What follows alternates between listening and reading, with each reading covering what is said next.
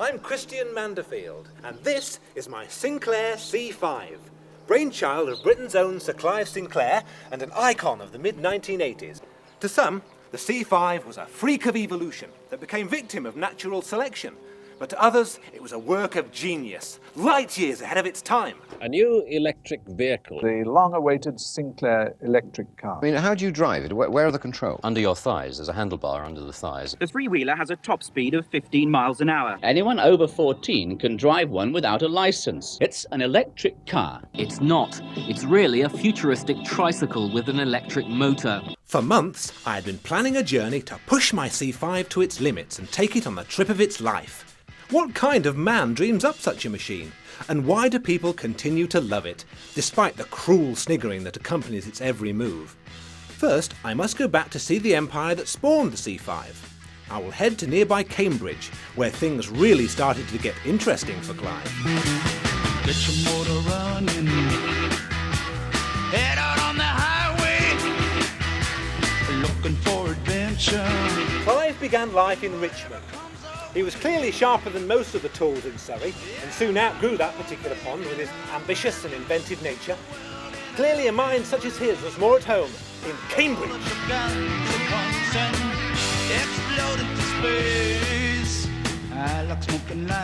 Clive moved to this street in Cambridge, and it is here where most of the parts for his earlier products were assembled. In 1967, Clive had gone miniature mad.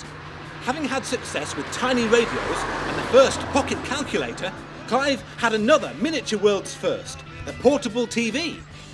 Unfortunately, while Clive was busy designing cathode ray tubes which would fit into his pocket, some clued up kids in Japan had come up with the LCD screen. We were born to be wild. We can climb so high. I never wanna die. Clive was clearly driven by the will for invention, and market research never really extended much beyond his gut instinct. Inevitably, his products were a little bit hit and miss, but by the time he left Cambridge, his reputation was secure. A few years later, Clive would return to this very pub and confront Chris Curry, head of rival business Acorn. Upset that Chris had said some rather rude things about his computers, Clive acted as only a true gentleman could and hit him over the head with a rolled-up newspaper. Clive was now rich and very successful. Time to head to a special place on the south coast. Born to be wild. Born to be wild. Enrico Tedeschi has one of every Clive Sinclair invention. A framed photo and some candles, and it would be a veritable shrine. Having produced the first pocket television, Sir Clive decided to produce a flat screen television. Yeah. Here we have some ZX80 prototypes. Then came the ZX81, and these are prototypes of a Spectrum with display. And Sir Clive was one of the first to put a hand calculator in everybody's pocket. He's obsessed with small stuff. This is the ominously titled Black Watch, a significant failure in the history of this great company. Losses meant that Sinclair Radionics ceased to exist, but the Clive Sinclair roller coaster still had one more all-time high. Clive moved to the Big Smoke of London and formed a new company, Sinclair Research.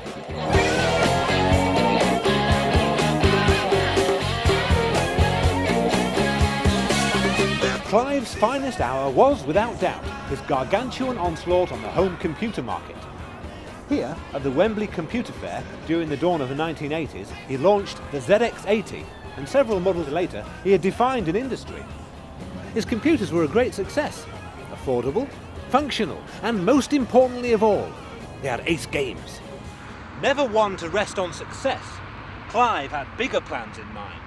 He saw a new goal, brighter, bolder and more brilliant than anything that had gone before. Something that would revolutionise transport forever.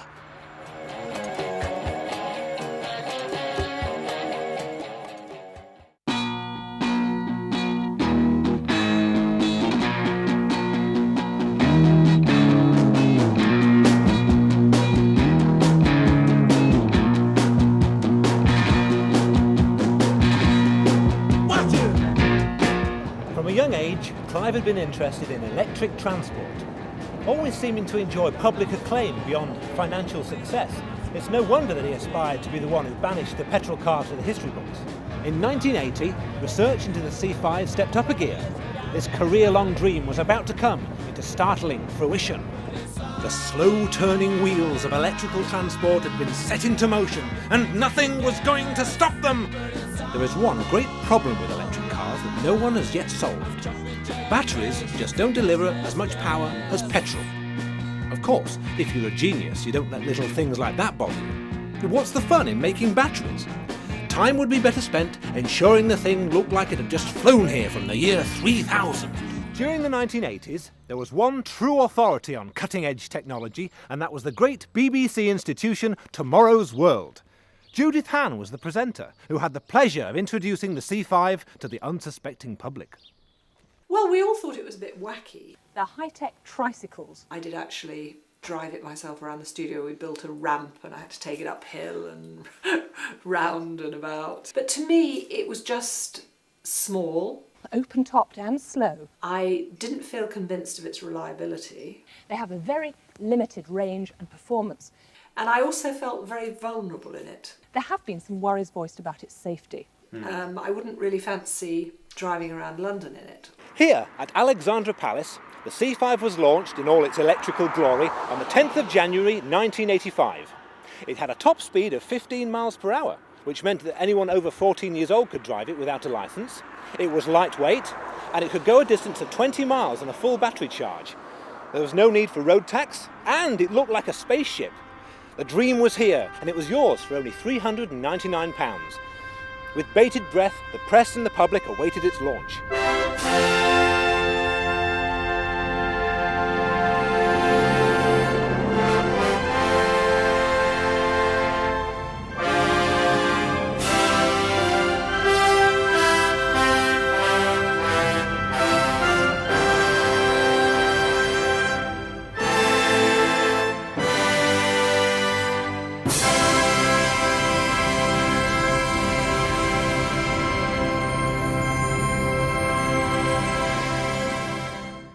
The revolutionary C5, launched in January, has had a bumpy Even start. before the first Sinclairs took to the streets, It's been criticised on safety grounds. they came under attack. Its critics are already predicting chaos on the Sales roads. have been dismal. Has already run into heavy criticism about its safety. Safety. Safety. Safety. Safety. Like whoever brought out that, well, got to putting up a wall and shooting. We had some technical teething problems because when we brought it out, it was the middle of winter and the batteries didn't have much of a range in the very cold weather. That wasn't the real problem. The real problem was twofold. First of all, it got a very bad press. But the other thing I think was that it's a fine vehicle for, sort of bicycle lanes or selected areas. But it's really a bit frightening, I think, the concept of being on an ordinary road with it. What areas of invention are aspiring your work at the moment? Well, transport, really, mostly. I am still interested in sort of possibility of flying transport, flying machines. And we're looking at a sort of range of electric vehicles. We'll be developing new electric motors for that. Oh, right. Will that be the C10 and the C15? That sort of thing, yes, in due course, yes. So now, on to Merthyr Tydfil, the unfortunate location in the south of Wales that became the home of the C5.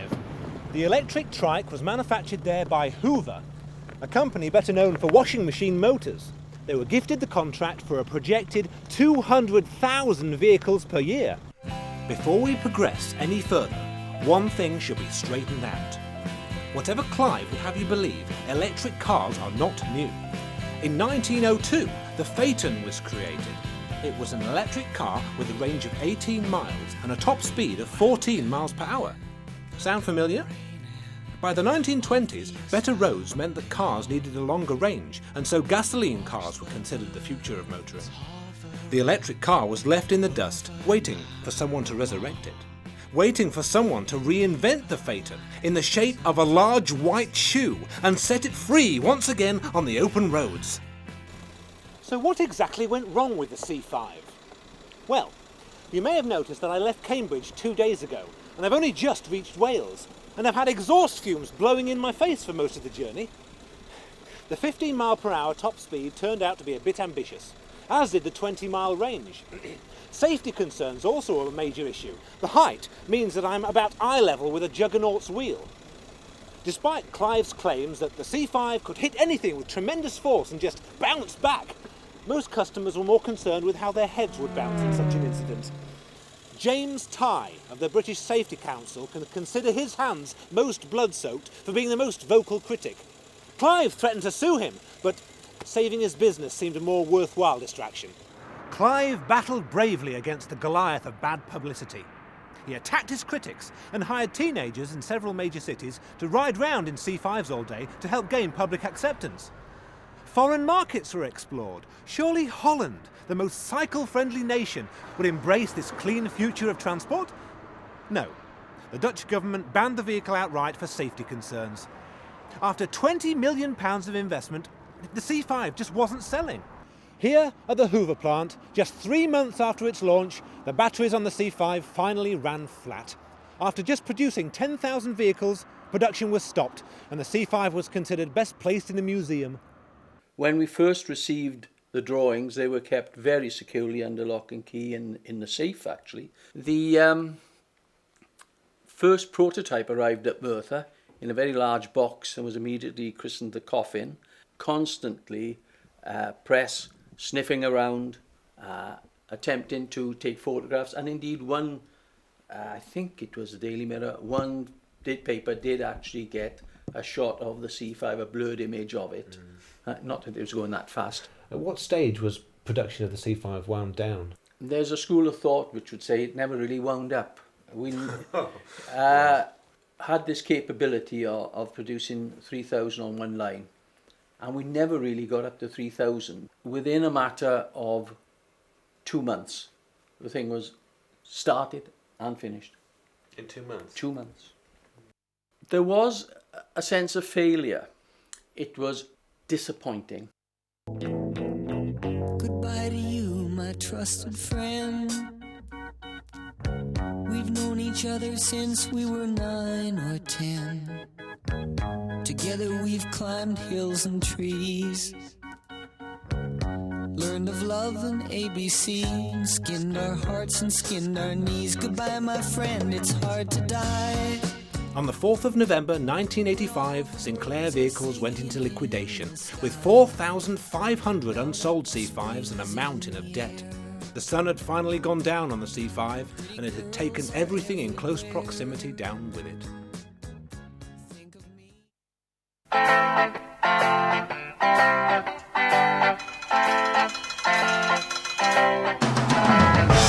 And so my journey was nearing its end. My C5 had done its lap of honour and faithfully taken me with it, but there are still a few loose ends to be tied. The C5 will soon be 20 years old, and what legacy will it leave? A few more stops on my way home, I feel. And I ride through the city backsides. I see the stars come out. There isn't anything else like it in the country. They still look incredibly futuristic. I mean, it's a space shuttle without wings. And these days, the roads are a lot more cycle-friendly in a lot of ways. These things suddenly become practical transport if you're willing to keep one running. Yeah, I mean, a lot of people wanted one when they were kids and they disappeared, and now they're a bit older and they've got the money, and it's, yeah, I mean, a lot of people treat them as fun toys, but for me it's a perfectly sensible piece of transport. See the bright and hollow sky, over the city's rip-back sky, and everything looks good tonight.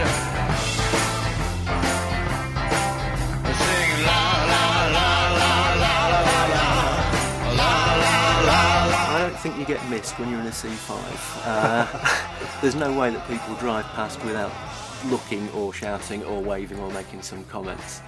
When I let people have a drive in it, then usually it's just an enormous grin factor, and they come back, where can you get them from? I want one of these. And, you know, they fall in love with it straight away. You've got a lot of C5s. How many do you have?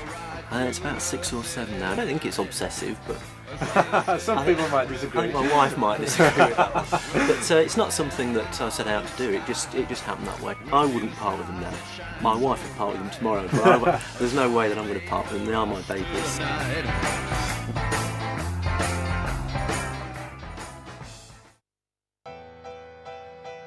The C5 does what it was always meant to. It moves people. The C5 should never have made it to the market, but by God I'm glad it did. It left people in shock and amazement with its audacity. Nothing embodies the spirit of its creator more. Why do I love it?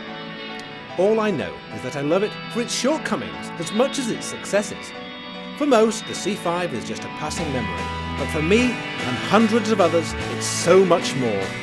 Long may it struggle at the smallest of hills. May the short battery life frustrate eternal. Forever let it hold up lines of traffic, and I hope the Dutch never decriminalise it. Clive's inventions always came right from the heart, and that's exactly where they ended up.